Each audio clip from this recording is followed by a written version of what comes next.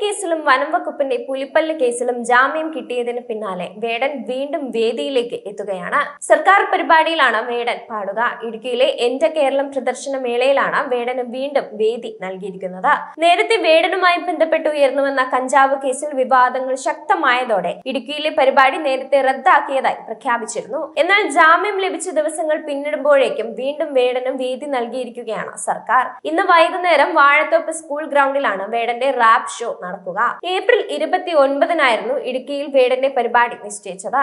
സർക്കാരിന്റെ 4ാം വാർഷികവുമായി ബന്ധപ്പെട്ടായിരുന്നു പരിപാടി. അതിനിടയിൽ ഏപ്രിൽ 24-ന് കഞ്ചാവുമായി വേടൻ അറസ്റ്റിലായി. ഇതിൽ സ്റ്റേഷൻ ജാമ്യത്തിൽ വേടനെ വിട്ടയച്ചിരുന്നു. പിന്നീട് പുലിപ്പല്ല് കേസിലാണ് വേടൻ ജയിലിലായത്. കഞ്ചാവ് കേസിൽ പിടിയിലായതോടെയാണ് പരിപാടി റദ്ദാക്കാൻ ജില്ലാ ഭരണകൂടം തീരുമാനിച്ചത്.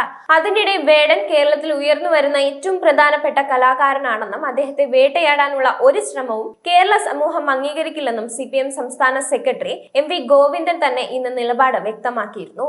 യുവാക്കൾക്കിടയിൽ അംഗീകാരം നേടിയ കലാകാരനാണ്, ഇടതുപക്ഷ ആഭിമുഖ്യമുള്ള ചെറുപ്പക്കാരനാണ് വേടനെന്നും CPM സംസ്ഥാന സെക്രട്ടറി പറഞ്ഞിരുന്നു. വേടൻ തെറ്റായ പ്രവണത സ്വീകരിച്ചിട്ടുണ്ടെന്ന് സ്വയം സമ്മതിച്ചിട്ടുണ്ട്.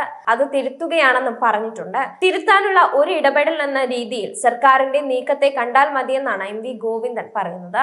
അതിനപ്പുറത്തേക്ക് വേട്ടയാടാനുള്ള ശ്രമം കേരളീയ സമൂഹം അംഗീകരിക്കില്ലെന്നും അദ്ദേഹം നിലപാട് വ്യക്തമാക്കി.